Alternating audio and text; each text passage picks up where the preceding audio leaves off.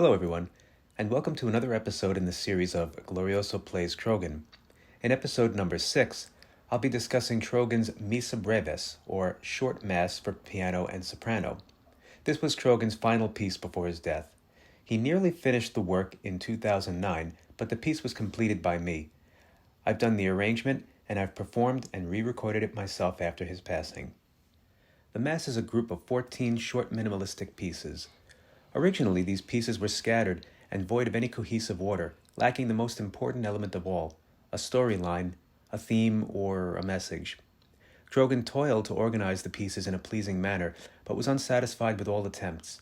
As a result of his writer's block, he put the Mass aside and continued to focus on the writing and revisions of his book, and decided to leave me in charge of arranging the music.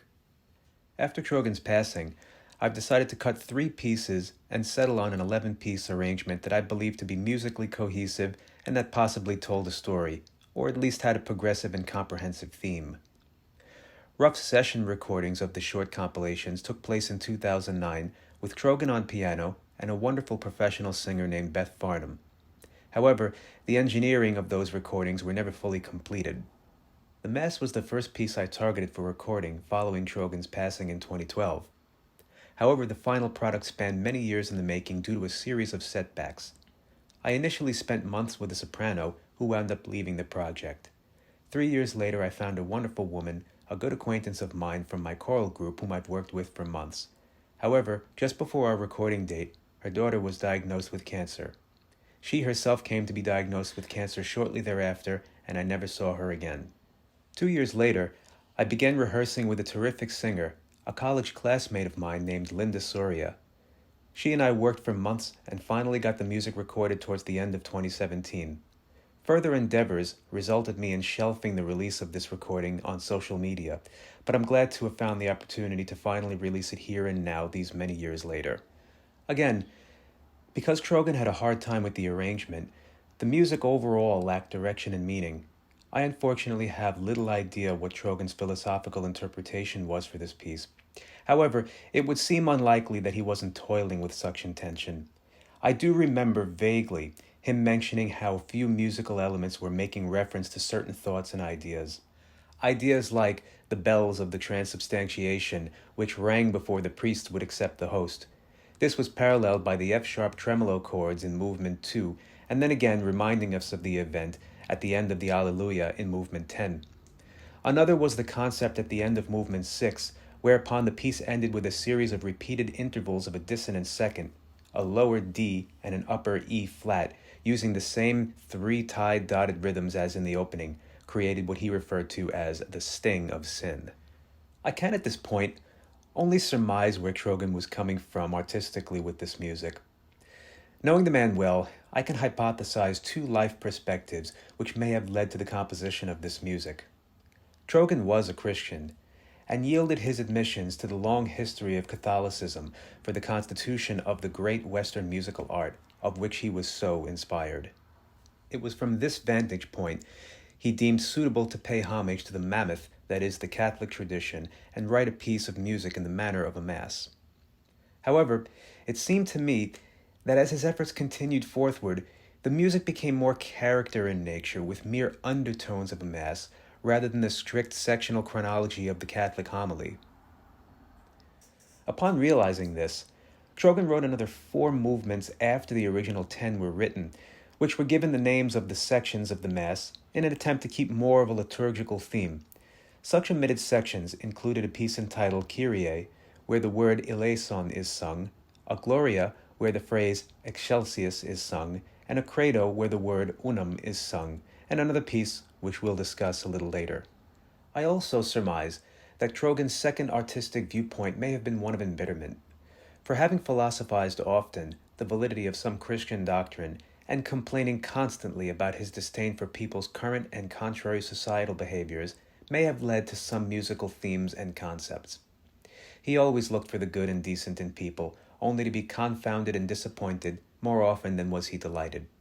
For the validity of a religion, from his supposition, should have a direct correlation to the behavior of its constituent ambassadors. He always looked in his life for the illuminations of Christ and the Almighty, and yet was never entirely comforted and satisfied. I have to believe that these concepts were on his mind. I'm sure that some elements of this piece, such as its sparseness, its usage of pointillism and of space and silence, along with an unconventional sense of an anti-cooperation and interaction between the two characters, piano and soprano, had a direct correspondence with the following concept: man and his separation from the purity of the divine deity. Trogan was, however, a believer in the illuminations and the healing power of music. Listening to and creating music gave him the remainder of the comfort he so often sought. My original arrangement of the music likely yields an alternate interpretation from that of Trogan's original intention. Allow me to explain the presumptuous vision my arrangement creates. The music is a play between the interaction of man and the divine deity. The piano in no way takes on an accompanying role to the voice, but rather is a representation of God, and the soprano obviously a representation of man. The fact that there are almost no beats in the music where the articulations from both piano and soprano align indicates the chasm between mortal and immortal nature. There are only 3 instances of colaparte indications throughout the music, and each are very significant. I'm not going to cite an academic play-by-play analysis of every movement in the music. However, I'll cite an overview of some of the important ideas from some of the movements which help to create a theme. Movement 1 depicts the Almighty's perfect and unwavering character, represented by the single, persistent, and unchanging E-flat organ point played in the piano. The piece begins with 3 long-tied E-flats, signifying the Holy Trinity. This trinity is quoted in special placements throughout the piece. The disparity of the instrument's cooperative roles suggests the 2 voices are on different planes of existence.